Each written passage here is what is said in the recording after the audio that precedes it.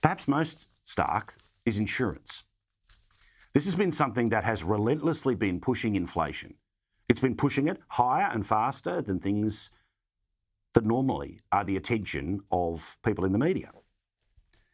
And while they'll turn around and say, oh no, it's climate change. No, it'll be things like youth crime. It'll also be companies making an awful lot of money, because the average home insurance payment in 2021 was $830.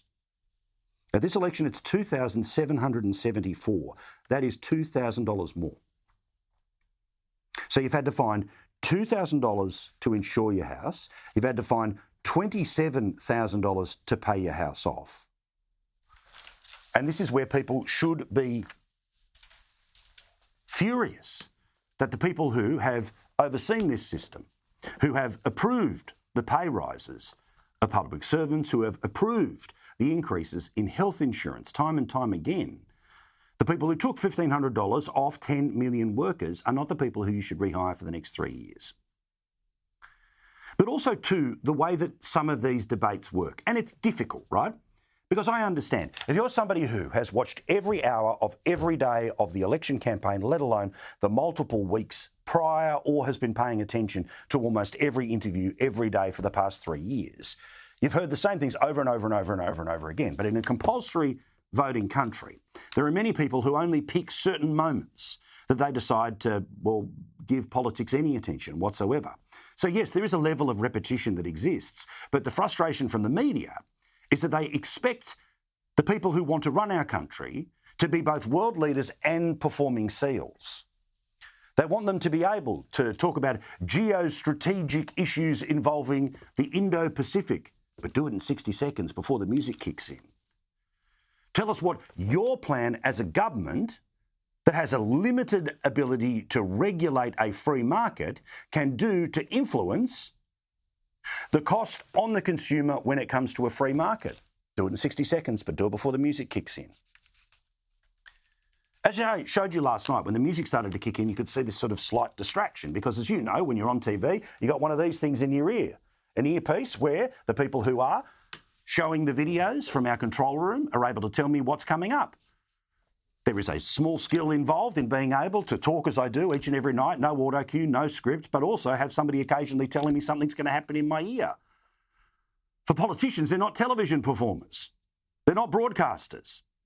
Yes, they have an ability to be salespeople, but sometimes we need to cut them a little bit of slack. But of course, when an election is about trying to hide the failures of one person while trying to bury the other person, they don't care about that whatsoever. Generally, the way that elections work is that there are 4 or 5 opinion polls which take up a news cycle each and every day, let alone the international events, let alone the bias of the reporters. We know what's happening here. But as I have said for 3 years, they promise to make it better. But if where you live, how much it costs to turn the light on, how much it costs to fill the fridge, how much it costs to insure the home in case flood, fire, tree falls on it, or somebody breaks a window and steals your television costs more, then how is any of that not a fundamental failure to deliver on the fundamental promises made 3 years ago? Or do the promises only matter when they are made by coalition politicians? I repeat the metaphor that I have for a long time during this election, which was when Tony Abbott said he was going to stop the boats. If he had not stopped the boats, but the boats had doubled in the time of his prime ministership, what do you think the media would have done? These people promised to make cost of living better, but it got worse. They said that one interest rate rise was a need to change the government. Well, what do they say after 12? Well, of course, nothing. Instead, they distract and say, look over here. There was a social media video put out by a Labor MP, and I'm not going to give it its free publicity here, but it has people in Labor Party shirts, so they're members of the party, saying why they're going to vote for the party. And one of the people says, to bring back bulk billing. Who's promising to get rid of it? No one. But if you say a lie enough, eventually people pay attention. But again, we can't sit here and sook. That's just the way they're playing. They're doing it within the force of the law. But anyone who doesn't think that there's a slight slant in the way that the game's being played, well, I'm sorry, you're being dishonest.